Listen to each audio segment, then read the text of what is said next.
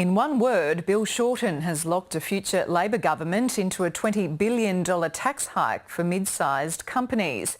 For the first time, the opposition leaders promised to repeal a business tax cut that's already been passed by Parliament and comes into force this weekend. Political editor Andrew Probyn has more.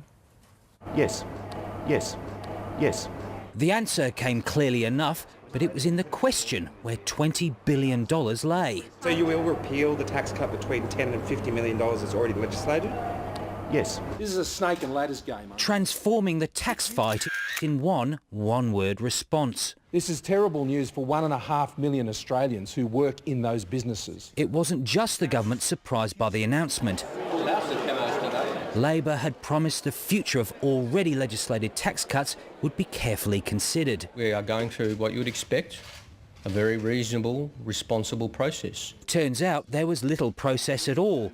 The ABC understands the decision didn't go through shadow cabinet, nor did the Labor caucus today get forewarned. This seems to be a captain's call from Bill Shorten. A question of priorities, asserts Bill Shorten. We'll make sure you've got highly skilled apprentices. We'll make sure that when your workers are sick, they can get to see the doctor quickly so they can return to work more effectively. But the business community is having none of that. It's a real blow to confidence. It's a real blow to competitiveness. It's a blow, frankly, to common sense. Harsh criticism from a constituency Bill Shorten's one-time leadership rival urged be brought closer. Labor doesn't have to agree with business on issues such as company tax rates, but we do have to engage constructively with business, large and small. Labor will go to the next election not only pledging rollback of personal income tax cuts, but a promise to increase company tax for medium-sized businesses.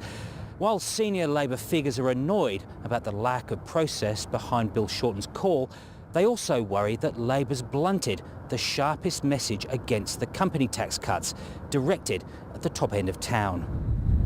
As a man of notorious blunt messages, signals his own rollback of the Prime Minister's energy policy. I have an obligation to keep faith with the position that the government took to the people. So would he cross the floor in defiance of his party? The short answer is yes. One-word answers appear to be contagious. Andrew Probyn, ABC News, Canberra.